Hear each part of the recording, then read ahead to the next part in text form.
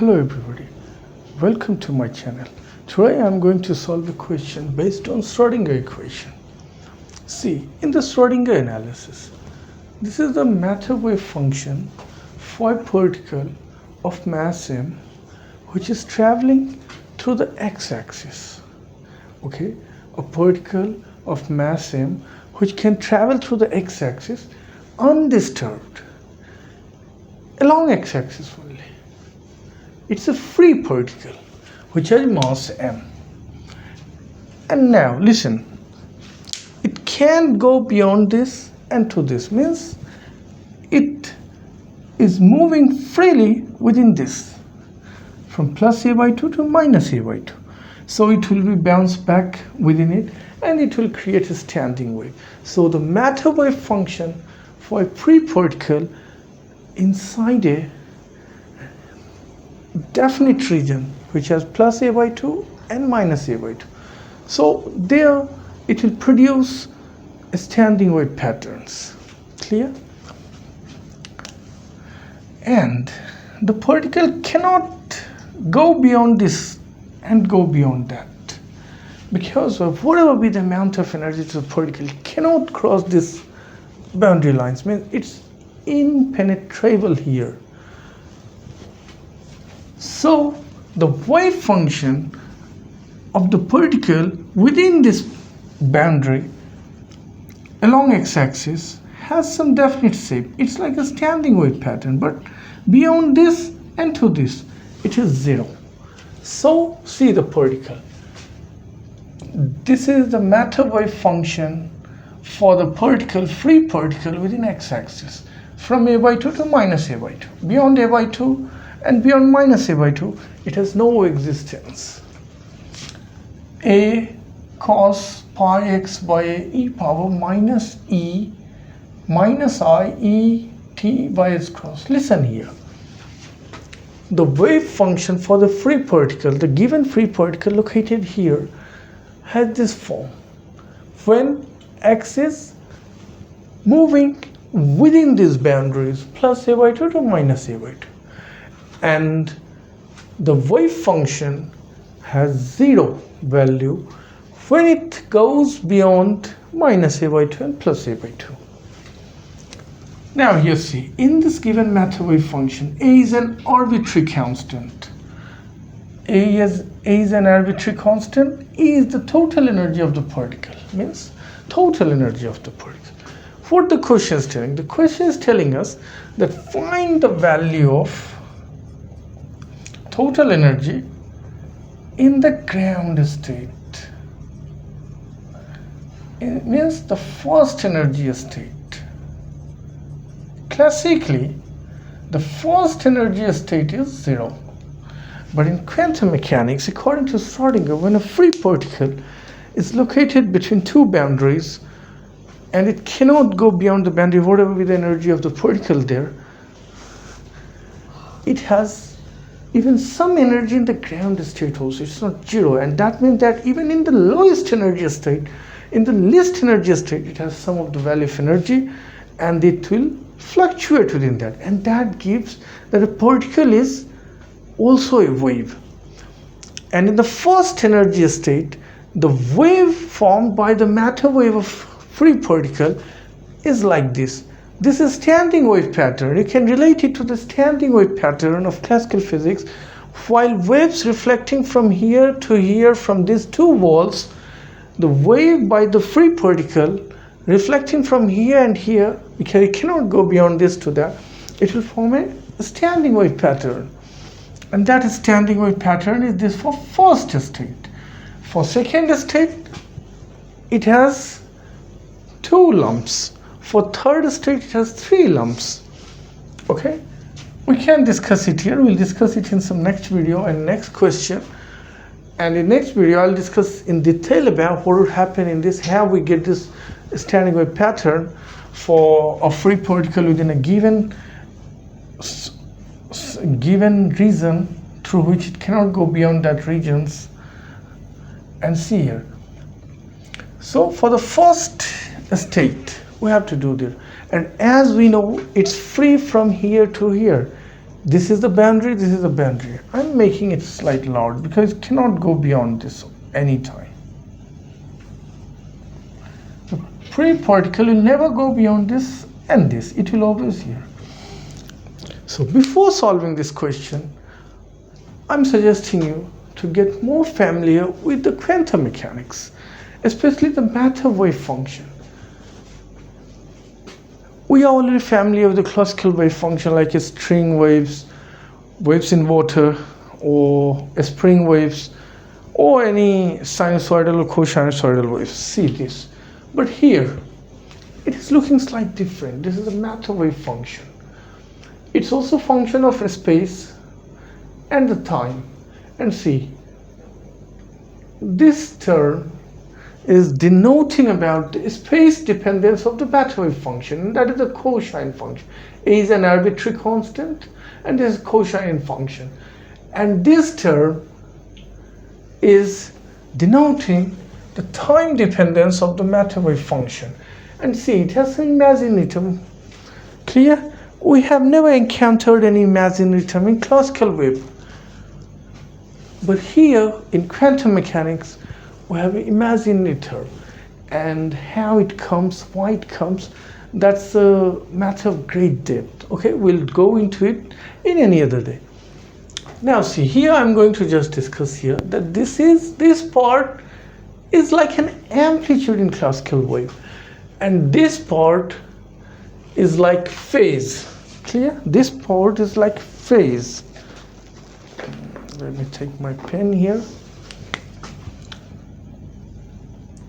Phase. And remember one thing, in classical wave analysis we can plot a space dependence of n wave or the time dependence of the same wave. But here in quantum mechanics, that is the limit of quantum mechanics, or the means what we say that it's inefficiency of quantum mechanics, that we can't plot this phase term. The term depends upon the time. We have to keep it fixed. It means that when the free particle is moving from here to here and it's reflecting from these two walls, it can't go beyond the walls. Reflecting from it will make a standing wave pattern, and you cannot explain the whole standing wave pattern in the total time. You just have to explain that that standing wave pattern by the free particle with a fixed time. Suppose you click the photo and it comes like this. If you click the photo next time, you will get a different type of standing wave pattern. So you have to keep this fixed. It's like that when you are observing in the given time, in that time it has this. In any other time, it will change from this. So when our time is fixed in the first energy state or the ground state, it is like this. The standing wave pattern is like this. That's why we can plot this, and even it's imaginary. That's the incomplete behavior of quantum mechanics. We have to work over it. We can't plot this. So we can plot only this to say where the probability of particle is higher. In quantum mechanics, we can't define exactness. We have to go through probability, and I will discuss over this what is probability amplitude in detail in any other video. Now see here. Clear? We have plotted this. Its cos, that's why at 0 it's max, and at the ends it's 0. We can plot this. We have to keep it fixed.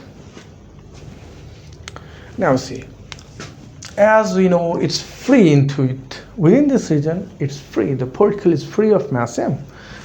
Now means there is no any potential energy disturbing or supporting there, and that's why the Schrödinger equation,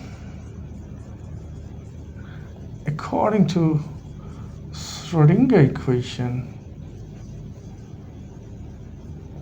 time dependent Schrödinger equation, because we have to consider time here. 2n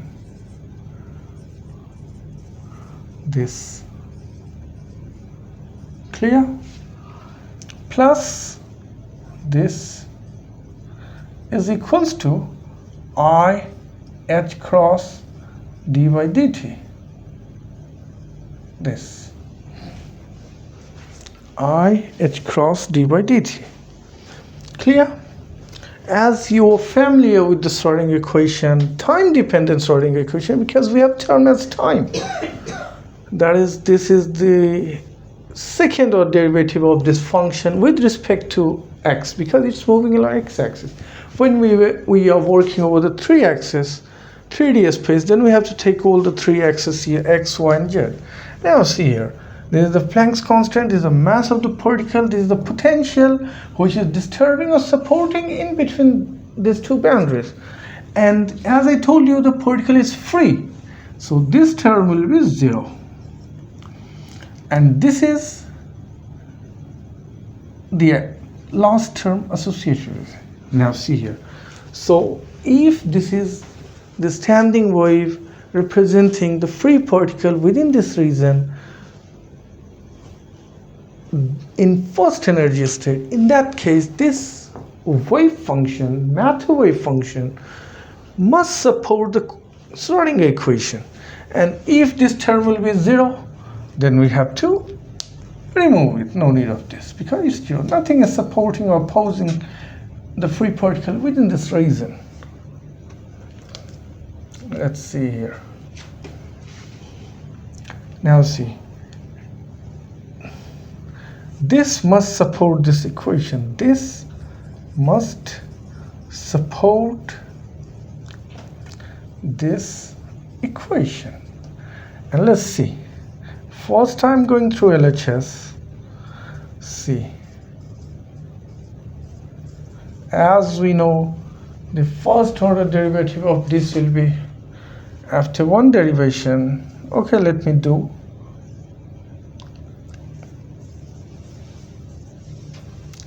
A cos pi x by a e power minus I e t by h cross. Now, those who are familiar or better in differential calculation, they can do it easily. And I'm going through the step-by-step process. See here. For your ease, I'm going like this. H cross squared by 2m. This is the first time I'm doing differentiation here. Then I will do the second order differentiation here, sorry for this. Now see, there is x here and x in this term. So this term will go on the differentiation only. This term will feel as a constant. Take it out. And that will be I e t by h cross. And differentiation of this term with respect to x will be a sine pi x by a. Here I need minus, and with a I have to put pi by a. Clear? Again, taking out c. Oh, the mic has stuck in my shirt, slips of my shirt. See here, this, and this behave as a constant.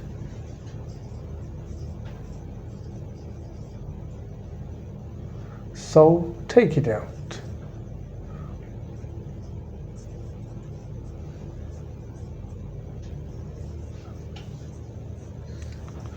Now this goes to this only.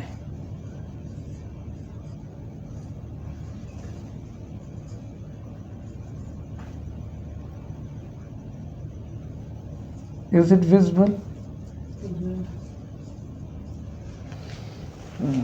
I'm asking to my sister. She is more bright student than me and bright teacher than me. See here. But see. You always flatter that. See this. Yes. Understood? And now this is the last step of derivation here. I saw it.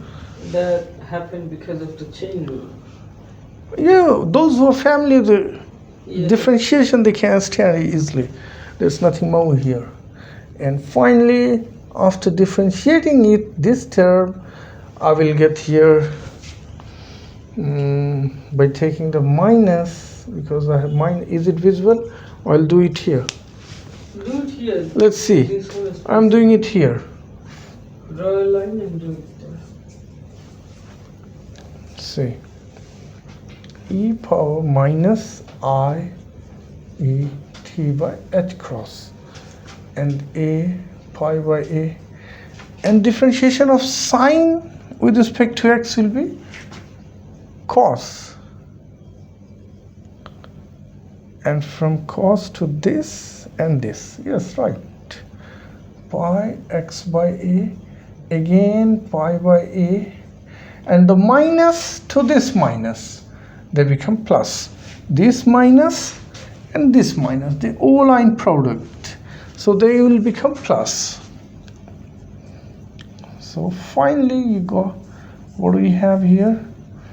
This here, a pi square by a square. Sorry, I don't take a here. I need to keep a here. Pi x by a e power minus I e t by h cross. Clear? And see what we get here. This is exactly our wave function. So put the value of wave here, h square pi square by 2ma square, and this is this wave. So the left hand side of the Schrödinger equation used here is this, by putting the value of math wave function for a free particle in this given region is this. Now if right hand side also gives this, then it will be supported, and definitely if the particle is within this boundary without going beyond these two boundaries, it's free there, it must support it, and that's why we have to take RHS also. Okay, this is LHS, and after solving this we get this. See, LHS is equals to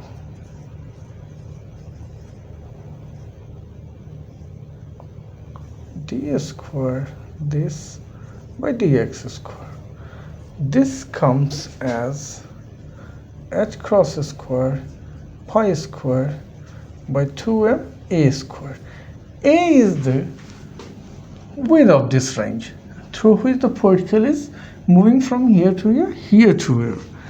Now go through the RHS. Let's see here. What will be our RHS? Write the function psi there. Here? Yeah. Yes, that's the function. Definitely right. See. RHS is I h cross d math wave function by dt, and putting the value You can differentiate it in the downward area. That's what you would do. I cross d by dt, and again I have to write the function. Oh, let me erase it. This is not. That is here below the RHS. Yes. From here to there.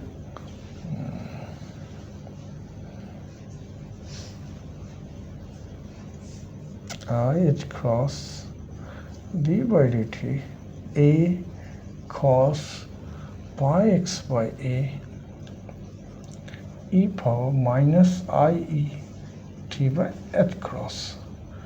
This is h cross.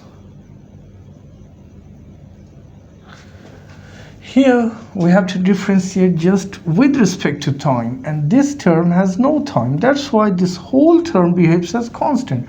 Only this phase part will go on the differentiation.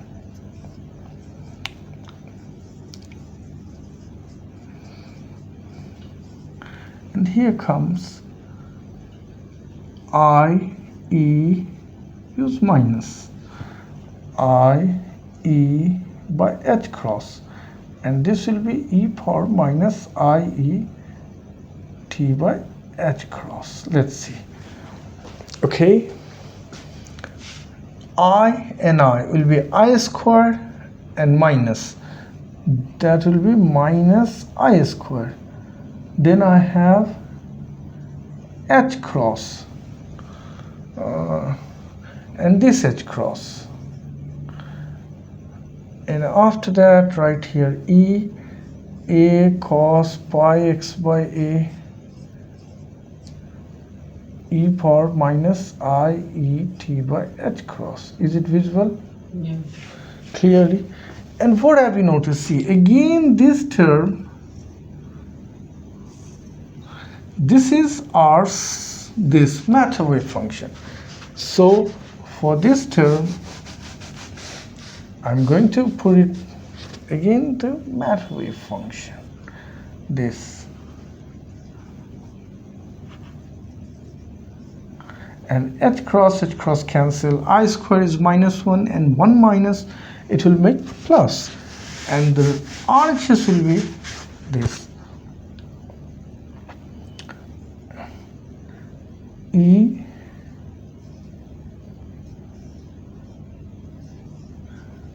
what happened? Oh, ink has gone. E this. Let me use another pen. Use the black one. Is it running? And you can use the red one. Oh, it's running well, very bright. E psi. That's your RHS. My LHS is this, RHS is this. Now equate both of them.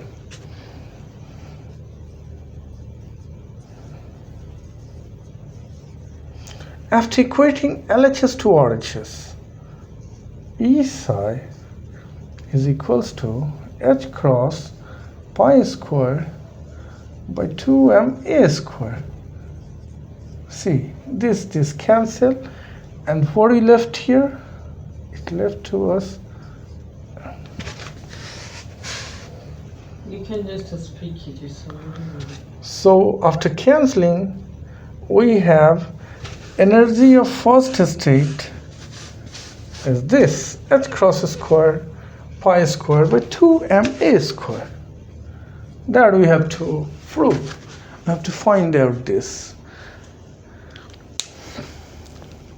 This is the Schrödinger equation, or Schrödinger equation analysis of a pre-particle.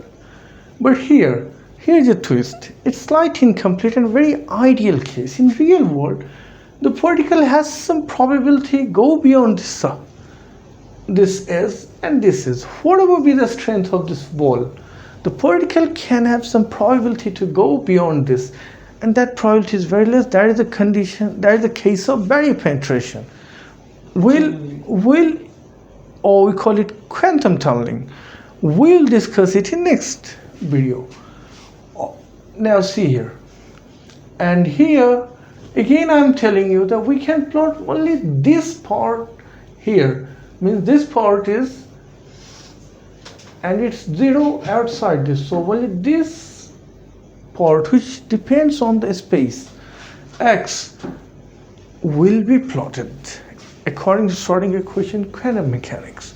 We can't use this time part, and that's why I have to keep it. It's like that when the particle is moving like this and it's standing a pattern, what you are seeing that it just had a click at a particular time, like you have clicked it through camera, and that's this. Okay, so I invite everybody to comment any suggestion, any error to my solution, and this is very ideal like case. We'll discuss it in next video. Thanks for watching.